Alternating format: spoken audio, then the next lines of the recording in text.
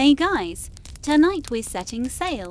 Not on a cruise ship with Wi-Fi and endless buffets, but on a vast, open ocean, guided only by the whispers of the wind and the ancient wisdom of the stars. Imagine yourself standing on the deck of a double-hulled canoe, the rhythmic splash of paddles cutting through the deep blue, the vastness of the Pacific stretching out before you. There are no maps here, no compass, no GPS chirping directions from your phone. You're surrounded by an endless horizon, and yet, somehow, the people on this vessel know exactly where they're going, traveling thousands of miles across the largest ocean on Earth. You might feel a shiver, a tiny prickle of awe, perhaps a touch of existential dread, realizing that without a smartphone, you probably wouldn't survive 5 minutes out here. Honestly, your phone would probably short-circuit from sheer anxiety.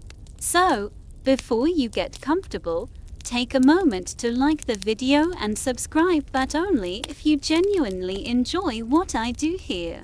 Tell me, where are you tuning in from tonight? What time is it in your part of the world?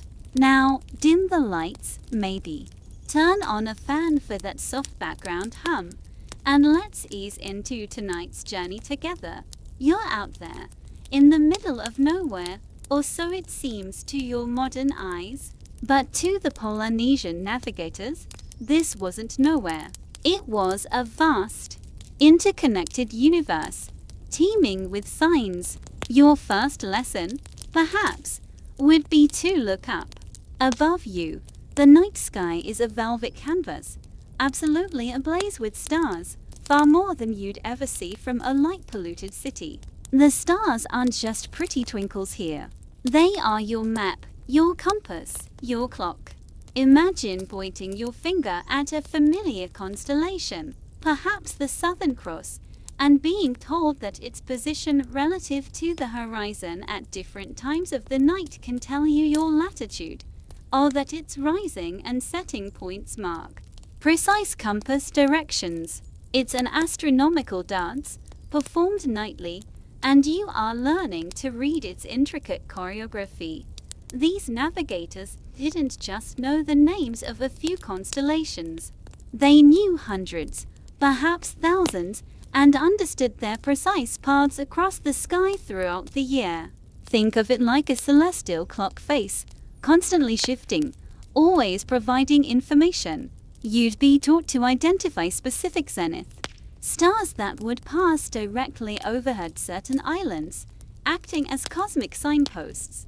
One quirky tidbit: some Polynesian traditions speak of navigators having star compasses, not physical objects, but mnemonic devices, mental frameworks where the horizon was divided into 32 houses, each associated with a specific star's rising or setting point. It allowed them to maintain a mental bearing even when clouds obscured the immediate view. As you spend more nights on deck, you start to feel the slow rotation of the celestial sphere. You begin to anticipate where certain stars will rise and set, almost as if they are guiding you personally. The feeling is less about calculating angles and more about an intuitive, embodied knowledge. It's not just intellectual, it's physical. Felt in the sway of the canoe, the salt on your lips, the cool night air. Historians still argue whether the complexity of their star charts was universally understood by all navigators or if some relied more on a select few key stars and more intuitive methods passed down through generations. What is undeniable, however, is their unparalleled mastery of the night sky, transforming the seemingly chaotic arrangement of stars into a precise and reliable guide across the seemingly boundless ocean. You realize that a truly dark sky isn't just beautiful. It's a living map, and you're finally learning its ancient language. As the stars begin to fade with the approaching dawn, replaced by the soft glow of the rising sun, your focus shifts from the celestial sphere to the living canvas beneath your canoe. The ocean swells. Imagine the vast, undulating surface of the Pacific, not as a flat, chaotic expanse, but as a complex tapestry of intersecting wave patterns. To the Polynesian navigator, this was a second, equally vital map, one that spoke in a silent, constant language. You're taught to feel, to listen, to literally read the subtle undulations that tell you where land lies, even when it's hundreds of miles beyond the horizon. It's a level of sensory awareness that feels almost superhuman, far removed from the passive experience of being a passenger on a large ship. You quickly learn that not all swells are created equal. There are primary swells, generated by distant storm systems, that travel across vast stretches of ocean with incredible consistency. Imagine a gentle, almost imperceptible rise and fall of the canoe, a rhythm that has traveled for days, perhaps weeks, from a far-off tempest.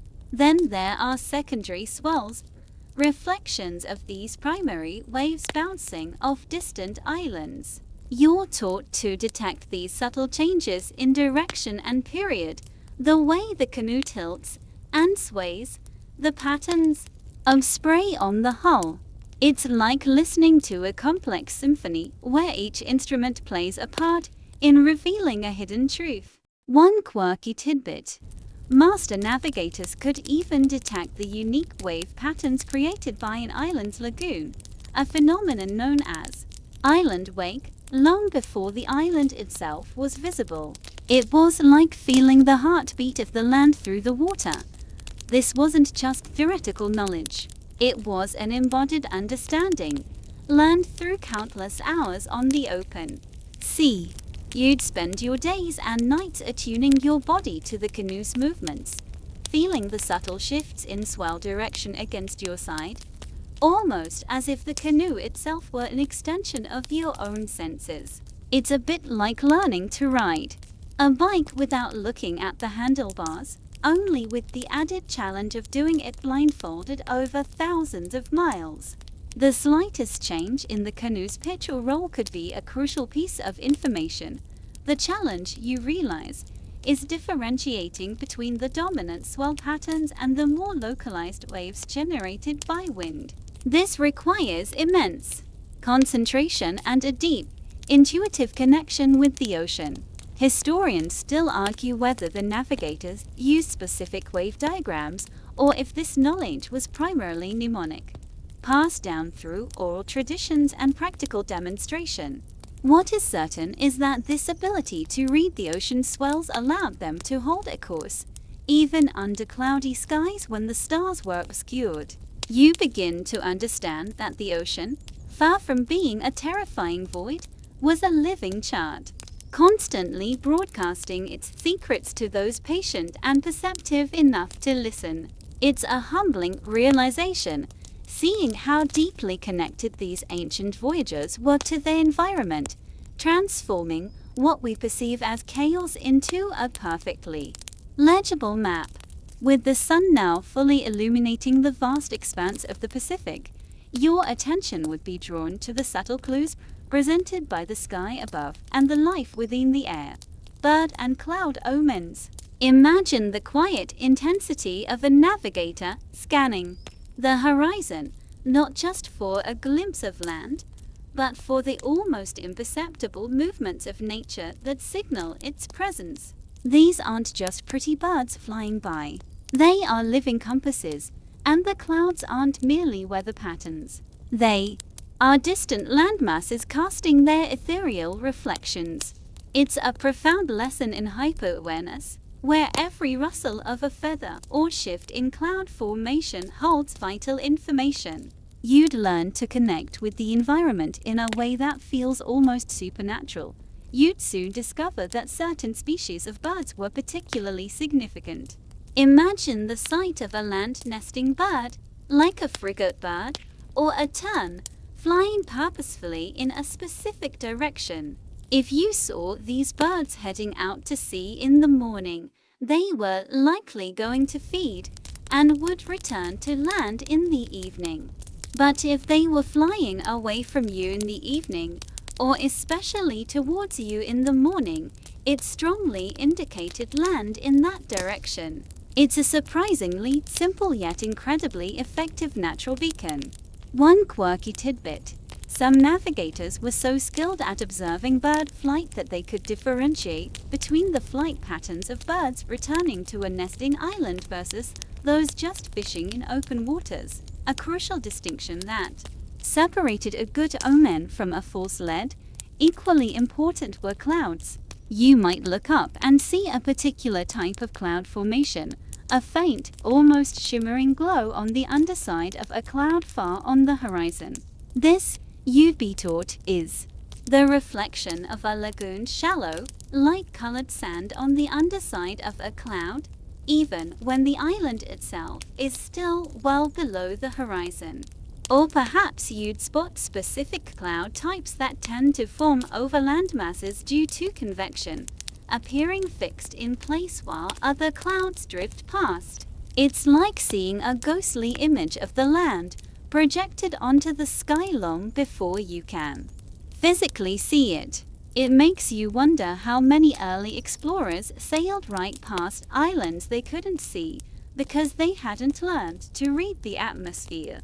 The challenge lay in distinguishing these significant signs from random occurrences. This required not only keen eyesight but also years of accumulated wisdom, passed down through generations of navigators. You'd learn about the typical flight range of certain birds, the specific times of day they were most likely to be seen, and the conditions under which land-reflecting clouds would form. Historians still argue whether some of these specific bird behaviors were universally reliable, or if navigators sometimes misinterpreted signs, leading to prolonged journeys or even being lost. What is certain, however, is that for the Polynesian voyagers, the air above them was as much a part of their navigational chart as the water beneath. You realize that the entire ecosystem became a living, breathing map, whispering directions to those who knew how to listen, transforming the terrifying vastness of the ocean into a navigable pathway. To undertake such epic voyages across the trackless ocean, relying solely on nature's subtle cues, required more than just keen observation. It demanded extraordinary vessels. Let's now immerse ourselves in the world of canoe building mastery. Imagine the rhythmic sound of stone adzes striking wood, a chorus of dedication echoing through a lush Polynesian forest. You'd witness master craftsmen, guided by generations of inherited knowledge, meticulously shaping massive tree trunks into sleek, seaworthy vessels. These weren't just simple dugouts. They were sophisticated feats of engineering designed for stability, speed, and endurance over thousands of miles. It makes you realize that their tools might have been rudimentary, but their understanding of hydrodynamics was profound. The most iconic of these vessels was the double-hulled voyaging canoe, known as a wakaula in Hawaii, or vakamona in other Polynesian languages. Picture to parallel hulls, often made from hollowed-out breadfruit or koa trees, connected by a sturdy platform. This design offered incredible stability and a large carrying capacity, essential for long journeys with many people and provisions. On the platform, you'd see a mast rising tall, supporting a distinctive crab claw sail made from woven pandanus or lauhala leaves. The very shape of the sail was a marvel of aerodynamic efficiency, allowing them to harness the wind with remarkable effectiveness. It's like they invented the perfect hybrid vehicle for the open ocean, centuries before anyone else. The construction process itself was a community effort, a sacred undertaking. You'd observe dozens of skilled artisans working together, from felling the massive trees with stone axes to meticulously lashing the canoe planks together with scenic coconut fiber cordage without a single nail. Every joint had to be watertight, every lashing strong enough to withstand the relentless pounding of ocean swells. Imagine the focused intensity, the shared purpose, as they built their lifeline to new worlds. One quirky tidbit. To ensure watertightness, Some canoe builders would use a mixture of breadfruit sap and charcoal as a sealant for the seams, and natural cork that stood up to the rigors of the sea. Beyond the double-hulled giants, there were also impressive single-hulled canoes with outriggers. The outrigger, a smaller, buoyant float attached parallel to the main hull by spars, provided crucial stability, preventing the canoe from capsizing in rough seas. These smaller vessels were often used for inter-island travel or fishing, but the principles of their construction reflected the same deep understanding of balance and buoyancy. Historians still argue whether the largest voyaging canoes could carry hundreds of people, or if that was an exaggeration, but they agree that the capacity was substantial enough for entire communities to relocate. You realize that these canoes weren't merely transportation. They were floating villages, carrying not just people and provisions, but an entire culture, dreams of new homes, and the accumulated wisdom of their ancestors across the boundless, whispering ocean. Life aboard these magnificent voyaging canoes was far from a leisurely cruise. It was a testament to human endurance and ingenuity. Let's imagine the daily life aboard these vessels. You'd quickly discover that space was at an absolute premium. Picture yourself nestled among provisions, tools, and other voyagers on the open platform between the twin hulls. There were no cabins, no privacy in the modern sense. Every inch had a purpose, every item its designated place. It was a communal existence, where cooperation wasn't just admirable, it was essential for survival.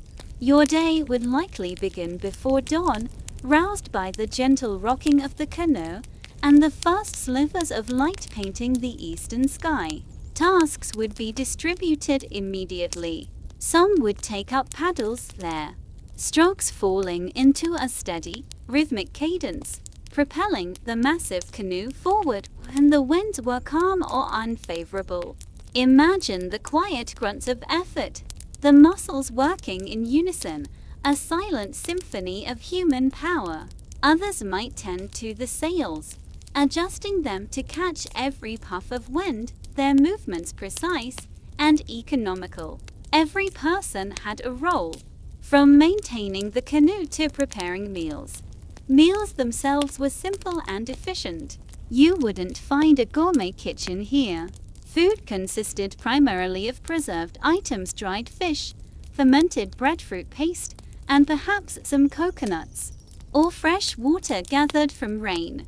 Imagine the quiet satisfaction of a small, carefully rationed meal, eaten amidst the vastness of the ocean, every bite a reminder of the precious resources you carried. Water, of course, was the most critical resource, meticulously monitored and conserved.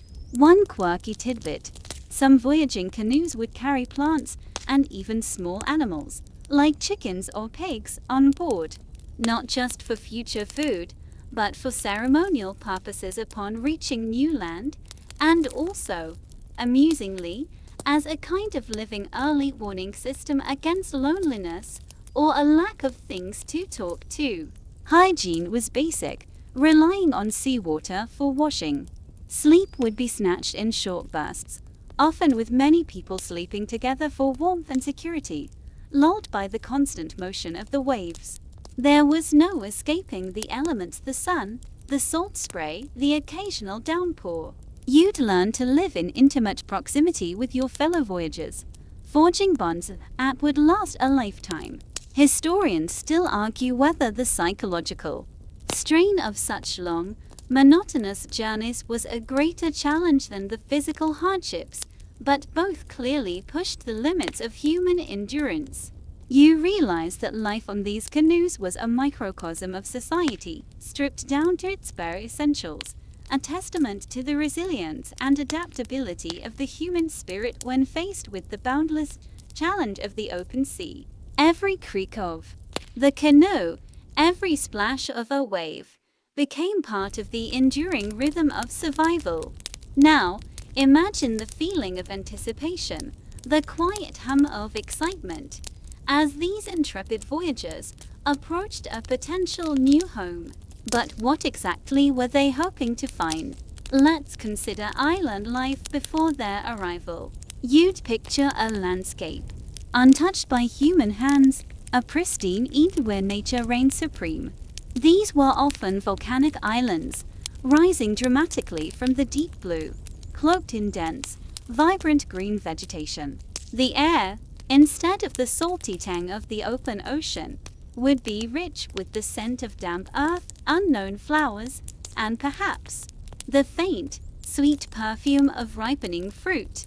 The coastlines would be fringed with coral reefs, teeming with brightly colored fish and marine life, a living pantry waiting to be discovered. Imagine the crystalline clarity of the water, revealing intricate underwater gardens. On land, dense forests of native trees towering ohia, robust koa, and versatile hala would provide shelter and resources. These were not barren rocks. They were biologically diverse ecosystems, isolated for millennia, evolving unique species of birds, insects, and plants found nowhere else on Earth.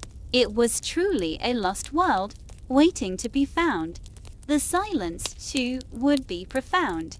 Without the sounds of human activity, you'd hear only the symphony of nature, the chirping of endemic birds, the rustle of leaves in the breeze, the distant roar of waves breaking on the outer reefs. There would be no pathways, no cultivated fields, no signs of permanent human habitation. Animals, unaccustomed to predators, would be remarkably tame, curious rather than fearful. One quirky tidbit: some of these islands hosted flightless birds, a common evolutionary adaptation in isolated environments where ground-based predators were absent. Imagine seeing a large, goose-like bird waddling through the undergrowth, utterly unafraid of your presence. It's a vivid reminder of how different these lands were. These were the lands that the Polynesian navigators sought, not just for survival, but for expansion, for new beginnings. They weren't looking for existing civilizations. They were looking for untouched wilderness, fertile ground to cultivate, and a secure place to establish new communities. The very act of finding such an island, after weeks or months at sea, would have been an emotional, almost spiritual experience, the reward for their unwavering faith in their navigational prowess. Historians still argue whether the initial discovery of these islands was often accidental, driven by storms, or primarily the result of deliberate, targeted exploration, but the long history of repeated voyages suggests a highly intentional drive to discover and settle. You realize that these islands represented not just a destination, but a blank slate, an opportunity to recreate the world anew, in harmony with a pristine, bountiful environment. To sustain weeks or even months at sea, these ancient voyagers had to be masters of provisioning. Let's explore the ingenious supplies for long voyages they carried on board. Imagine the careful, almost sacred, process of loading the canoes. Every item selected for its durability, nutritional value, and ability to withstand the harsh marine environment. This wasn't just about packing snacks. It was about ensuring the survival of an entire community on the vast, unforgiving ocean. You'd find a profound understanding of food preservation techniques at play, long before refrigerators or canning existed. The cornerstone of their provisions was often fermented breadfruit paste, sometimes called mahi or poi. Imagine breadfruit, a staple crop, being mashed and left to ferment in pits, creating a dense, slightly sour, but highly nutritious and remarkably long-lasting food source. It's not exactly appetizing by modern standards, perhaps, but it was incredibly effective at providing sustained energy. This paste could last for months, even years, without spoiling, a true marvel of ancient food science. You can almost feel its dense, starchy texture, providing vital calories for the strenuous journey. Dried fish was another crucial protein source. Picture fish, caught fresh and then meticulously sun-dried or smoked, becoming hard, lightweight, and non-perishable. These would be packed tightly into bundles, ready to be rehydrated or eaten as is. Coconuts, of course, were invaluable, providing both hydrating water and nutritious flesh. They could be stored for weeks, and their husks had many uses. You'd hear the gentle sloshing of water inside the coconuts, a comforting sound of liquid life. One quirky tidbit: some accounts suggest they also carried germinating sprouted coconuts, which were considered a delicacy and a source of fresh nutrients during the voyage, as the sprout itself could be eaten. It's like having a built-in nutrient bar. Beyond food, fresh water was the most critical resource. They carried it in gourds or sealed bamboo containers, but also relied heavily on collecting rainwater. Large leaves or even specially designed sails could be used to funnel rainwater into catchment systems on the canoe. Imagine the relief, the quiet joy as a sudden downpour replenished dwindling supplies. They also brought planting materials, root crops like taro and yams, cuttings of breadfruit, and seeds of various plants. These were not for consumption during the voyage, but to establish new gardens on any discovered islands, ensuring future food security. Historians still argue whether the Polynesians practiced selective breeding on these plants to ensure hardier varieties for transport, but their success in transplanting entire agricultural systems is undeniable. You realize that every item on board was a carefully considered component of their survival strategy, a testament to their foresight and profound connection to the land they carried with them, even across the endless blue. To unlock the secrets of the stars and swells, these Polynesian navigators didn't rely on complicated machinery. Instead, they employed celestial navigation tools that were remarkably simple yet astonishingly effective. Imagine a clear night on the open ocean, the stars brilliant above. You might expect them to pull out a sextant or a compass, but instead, you'd see them using something far more elegant and personal: their own bodies, simple sticks, and a deep, internalized knowledge. It was navigation reduced to its purest form, an extension of their senses rather than a reliance on external instruments. One of the primary tools was the stick chart, particularly those from the Marshall Islands. While not used for real-time navigation on voyages, these were mnemonic devices, teaching aids, used on land to represent islands and the patterns of swells that refracted around them.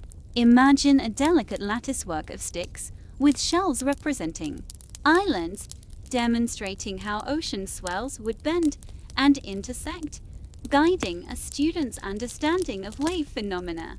It's like a physical, three-dimensional textbook, helping to visualize abstract concepts. You can almost feel the smooth, polished wood of the sticks as they trace the paths of unseen waves. For direct celestial observation, their most crucial tool was the human body itself. Imagine a navigator lying on the deck of the canoe, feeling the subtle roll of the vessel, aligning their body with the rising and setting point of specific stars on the horizon. Their outstretched arm, their hand, even their fingers, could be used to measure angles of stars above the horizon, determining latitude. It was a deeply embodied form of astronomy, where the self became the instrument. One quirky tidbit: some navigators were said to have holes bored through their earlobes, through which they could sight stars with incredible precision, effectively turning their own bodies into a kind of low-tech astrolabe. Another ingenious method involved a simple gourd filled with water, or a reflection pool. Imagine the navigator gazing into the still surface of the water in a shallow dish, seeing the reflection of the stars above. This allowed them to observe celestial movements without being swayed by the canoe's motion, providing a stable horizon line. It's a beautifully simple solution to a complex problem, relying on basic optics. Historians still argue whether the precision of these methods was purely intuitive or if there was a more formalized, almost mathematical, understanding of angles and celestial mechanics passed down through their oral traditions. What is certain, however, is that these Polynesian navigators achieved feats of exploration that rivaled, and in many ways surpassed, those of their European counterparts, all without metal, gears, or complex charts. You realize that sometimes the most profound tools are not manufactured, but developed through generations of intimate observation and an unparalleled connection to the natural world. The incredible ability of Polynesian navigators to read the ocean and sky wasn't innate. It was the result of a rigorous and lifelong education. Let's delve into the demanding process of the wayfinder's training. Imagine a young apprentice, perhaps barely a teenager, sitting on a canoe at dusk, his elder, a seasoned master navigator, pointing out the first faint stars appearing in the darkening sky. This wasn't a classroom with textbooks and lectures. It was an immersive, hands-on apprenticeship, where knowledge was passed down orally, through demonstration and through countless hours of practical experience on the open sea. You'd learn by doing, by feeling, by observing with every fiber of your being. The training began on land, often within a specially constructed enclosure that simulated the horizon. Here, the young students would learn the names of hundreds of stars, their rising and setting points throughout the year, and their precise paths across the sky. Imagine them memorizing complex star charts etched only in their minds, guided by their elders who would recite poetic chants filled with astronomical information.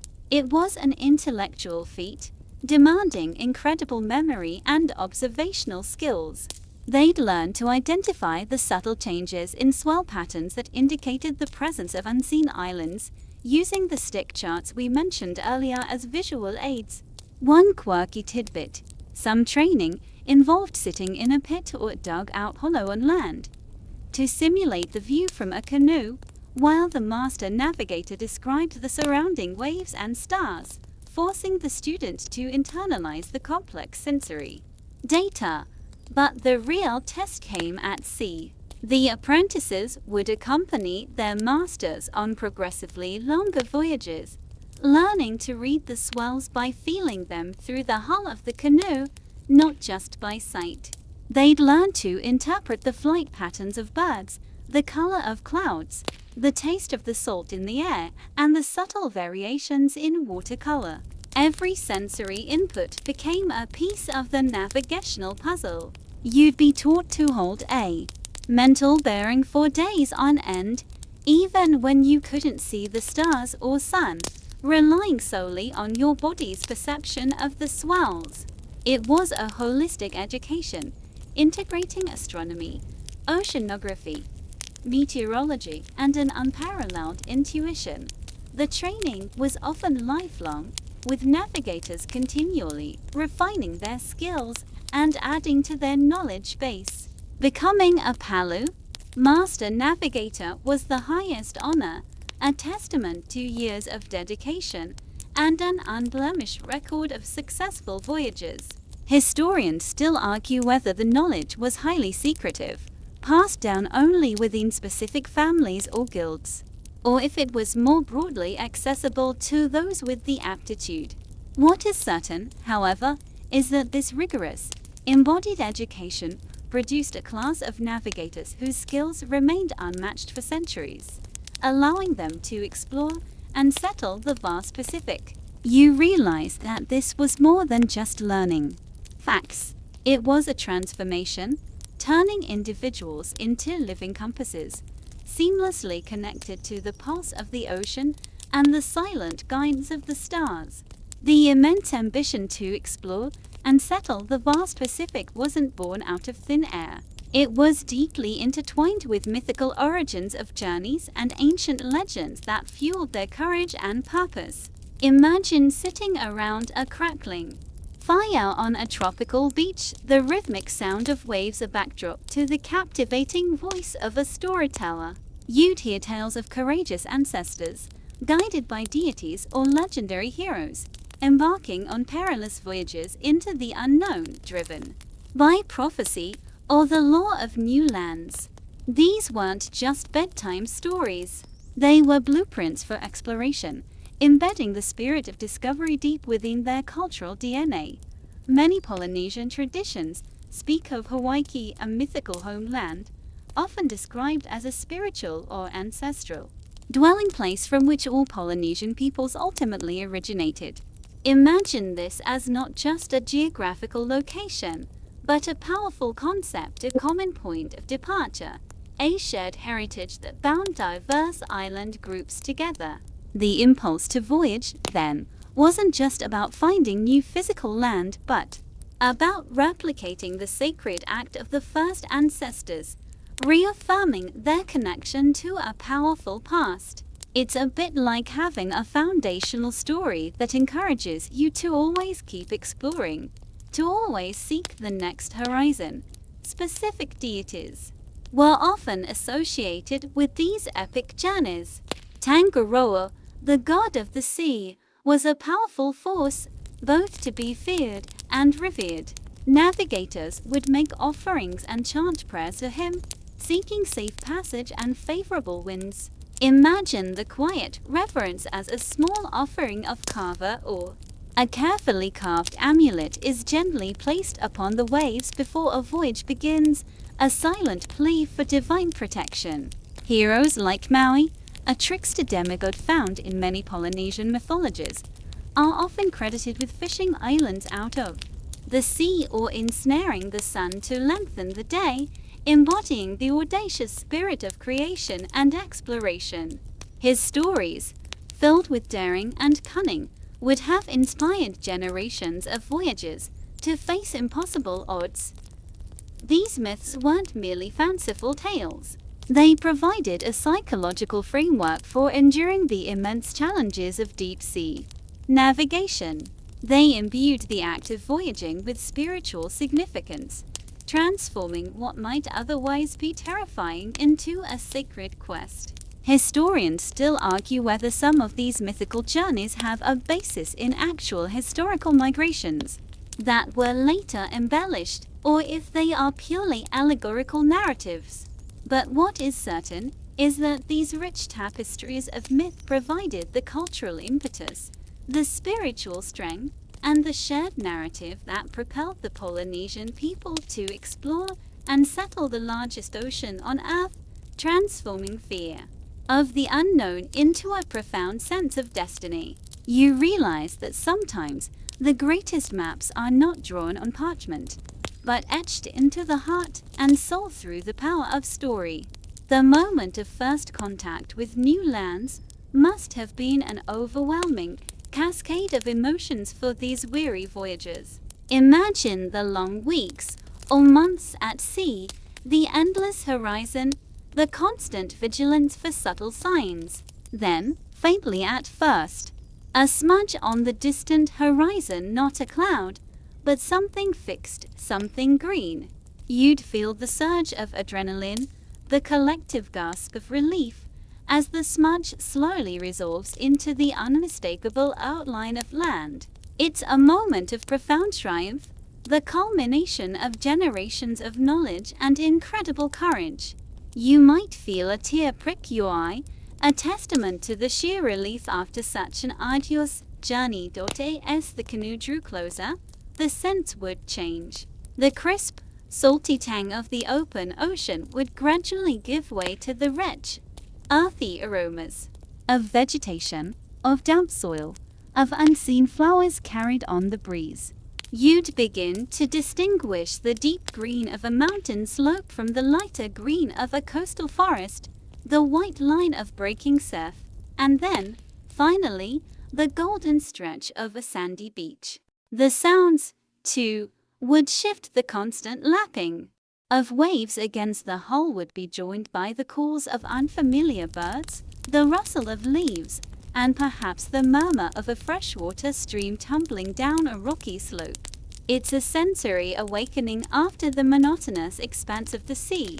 The landing itself would be a carefully choreographed event. Imagine the navigators guiding the canoe through the reef passes, expertly reading the currents and the waves to avoid jagged coral. The paddles would dip silently, precisely, as the vessel glided towards the shore. The first steps onto solid ground after weeks at sea would feel alien, unsteady, like walking on a cloud. You'd taste the fresh water from a stream, cool and sweet, a stark contrast to the rationed, often warm, water from gourds. One quirky tidbit: upon landing, one of the first acts would often be a ceremony of thanks and dedication, sometimes involving burying certain symbolic items or planting sacred plants, solidifying their claim and connection to the new land. It was a ritual of belonging, immediately establishing a spiritual link. Then would come the exploration. Imagine small scouting parties venturing inland, carefully surveying the landscape, identifying sources of fresh water, fertile soil for cultivation, and suitable sites for settlement. They would be assessing the biodiversity, looking for resources like building materials, food sources, and any potential dangers. The initial awe would slowly transition into practical planning, the dreams of a new home transforming into the concrete steps of establishing one. Historians still argue whether the initial encounters with existing, though sparse, indigenous populations on some islands were always peaceful or if there were instances of conflict during these early settlement phases. What is certain, however, is that these first steps onto virgin land marked the beginning of a profound transformation, both for the environment and for the voyagers themselves. You realize that this moment of discovery was not just about finding a new place on a map. It was about the profound act of creation, building a new society from the ground up, under the watchful eyes of the stars that had guided their way. Having successfully made first contact with a new island, the voyagers' next monumental task was settlement and adaptation. Imagine the initial flurry of activity after landing, the systematic unloading of precious cargo, tools, planting materials, and even small animals. You'd witness the rapid construction of temporary shelters, perhaps simple lean-tos woven from palm fronds, providing immediate refuge from the elements. This wasn't a leisurely picnic. It was an organized, urgent effort to establish a foothold in their new home. Every pair of hands would be busy, driven by the collective goal of survival and prosperity. The first priority would be securing a reliable freshwater source. You'd see groups diligently seeking out springs, rivers, or suitable sites for digging wells. Access to clean water was paramount, dictating the location of their initial settlement. Once water was secured, the focus would shift to food production. Imagine the laborious process of clearing land for cultivation, using stone tools to fell trees and prepare the soil. The precious planting materials brought from their homeland, taro, yams, breadfruit, and bananas would be carefully planted, ensuring the continuation of their traditional diet. It was an act of profound hope, cultivating the seeds of their future. You might feel the rich soil beneath your bare feet, a comforting connection to this new earth. As the settlement grew, more permanent structures would be built. Picture sturdy, traditional houses constructed from local timber, thatched roofs expertly woven from leaves, designed to withstand tropical storms.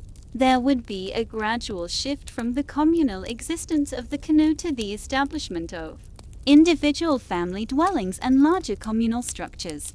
One quirky tidbit: the layout of new settlements often mirrored the social hierarchy and traditional organization of their ancestral islands, demonstrating a continuity of culture even in a completely new environment. It was like bringing their entire society with them and carefully reassembling it. Adaptation was key. While they brought their staple crops, They also learned to utilize the unique resources of their new island home. You'd see them discovering new edible plants, identifying local fish species, and perhaps domesticating native birds. This blend of imported knowledge and local innovation allowed them to thrive in diverse island ecosystems. They would also adapt their social structures and governance to the specific conditions and challenges of the new environment.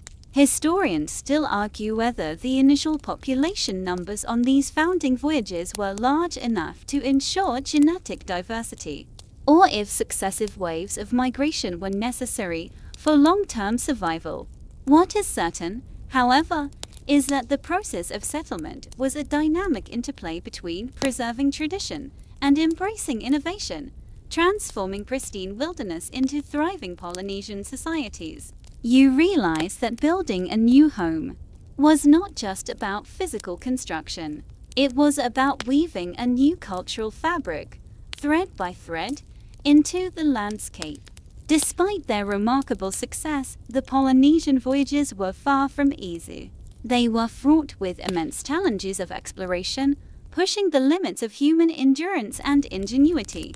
Imagine the terror of a sudden, ferocious squall descending upon the canoe, transforming the serene ocean into a churning, violent maelstrom. You'd feel the raw power of the wind tearing at the sails, the canoe pitching violently, threatening to capsize. These were journeys into the true unknown, where every wave, every cloud, every shift in wind held the potential for disaster. Survival was never guaranteed, making their successful widespread settlement even more astounding. One of the most persistent dangers was storms and adverse weather. You'd be at the mercy of unpredictable tropical cyclones, capable of generating monstrous waves and tearing sails to shreds. Navigation would become impossible, and merely staying afloat would consume all energy and focus. Imagine the sheer physical exertion required to bail water from a swamped hull, or to repair a damaged mast in the midst of a howling gale, all while clinging to the hope of survival. It was a constant battle against the raw, unbridled power of nature. Then there was the ever-present threat of running out of provisions, especially fresh water. A miscalculation in navigation, a longer than expected journey due to unfavorable winds, or the loss of a water container could spell certain doom. You'd feel the creeping pangs of thirst, the drying sensation in your throat, a stark reminder of your vulnerability in the vast expanse of the ocean. The psychological toll of prolonged deprivation would be immense, testing the resolve of even the most hardened voyagers. One quirky tidbit: some Polynesian traditions speak of navigators carrying small amounts of seawater to mix with their fresh water, believing it helped to replenish essential salts lost through sweating, though modern science would approach this differently. Getting lost was, of course, the ultimate fear. Without the aid of modern instruments, even a slight error in bearing, compounded over thousands of miles, could lead to missing an island entirely and sailing into the truly empty ocean. Imagine the despair as days turn into weeks and no land appears, the signs you learn to trust now silent or ambiguous. The emotional weight of leading a community into such peril would be crushing. Historians still argue whether some lost voyages were truly accidental or if they were intentional, though perhaps ill-fated explorations into genuinely unknown waters. What is certain, however, is that every successful Polynesian voyage was a triumph over these formidable challenges, a testament to their profound knowledge, their indomitable spirit, and their unwavering faith in their abilities. You realize that their journeys were not just acts of exploration, but monumental acts of courage, pushing the boundaries of what was thought possible for humanity. From the daring challenges they faced, we now turn to the enduring legacy of wayfinding, a profound inheritance left by the Polynesian navigators that continues to inspire awe. Imagine looking at a map of the Pacific today, seeing the countless islands, each a tiny speck in the vast blue. You realize that nearly every habitable island within the Polynesian Triangle, a massive area encompassing Hawaii to the north, Easter Island to the east, and New Zealand to the southwest, was discovered and settled by these remarkable voyagers. They connected a third of the Earth's surface, an unprecedented feat of human exploration that predates European circumnavigation by centuries. It's a testament to their unparalleled skill, a quiet monument to their daring. Their methods, though seemingly primitive, were far more sophisticated and sustainable than those of many later explorers. They didn't just stumble upon islands. They systematically explored, using their deep understanding of environmental cues to locate and return to new lands. Imagine the sheer volume of geographical knowledge, transmitted orally from generation to generation, allowing them to carry mental maps of vast ocean stretches. This wasn't just about finding land. It was about understanding the very fabric of the ocean, seeing it as a living entity that could be read and navigated. One quirky tidbit: the precise genetic connections between various Polynesian populations, revealed by modern DNA studies, continue to corroborate the incredible accuracy and scale of their ancient migration patterns, showing the true extent of their successful wayfinding.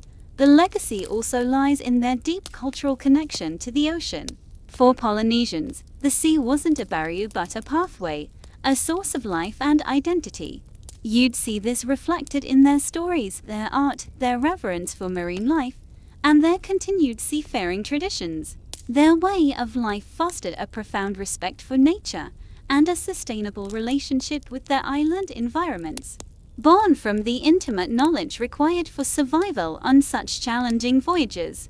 This deep ecological wisdom, honed by millennia of living in harmony with island ecosystems, stands as a powerful lesson for our modern world.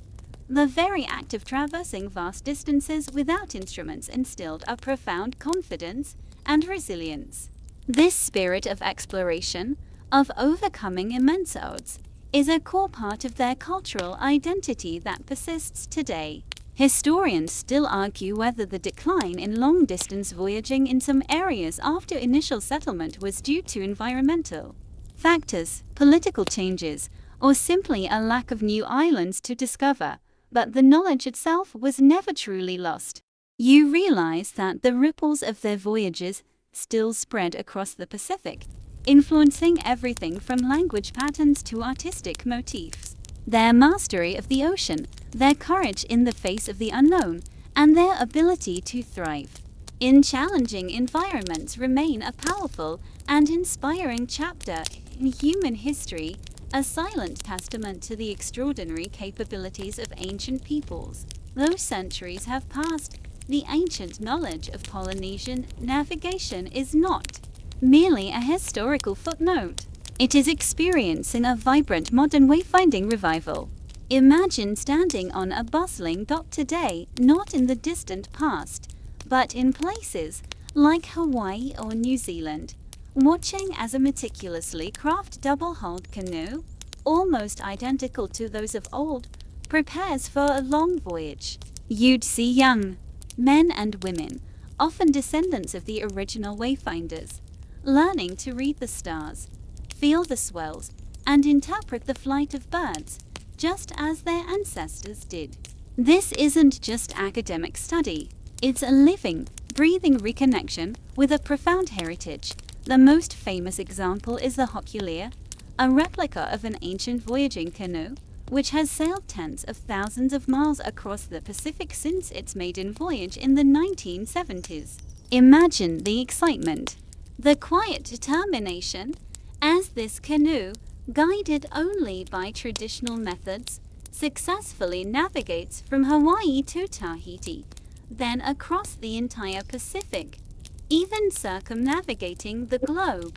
You'd feel the collective pride, not just of Polynesians, but of people worldwide, witnessing this proof that the ancient knowledge is not only valid but powerful. It's a beautifully tangible bridge between the past and the present, showing that profound historical skills can still illuminate our future. This revival is driven by a desire to reconnect with ancestral knowledge, to inspire cultural pride, and to teach new generations about the ingenuity and resilience of their forebears.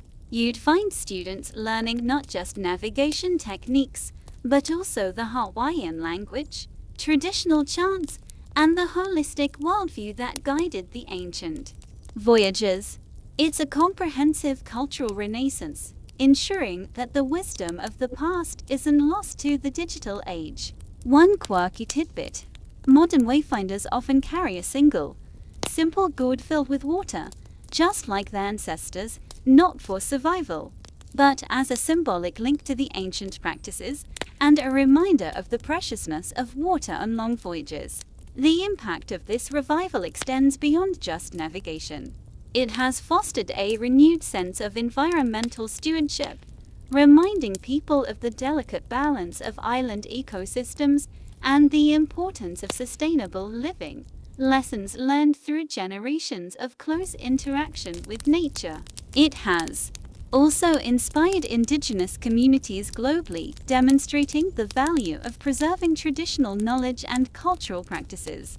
Historians still argue whether this modern revival accurately replicates every nuance of ancient practices or if some adaptations are necessary for safety and practical purposes, but the spirit and core methods are undeniably authentic.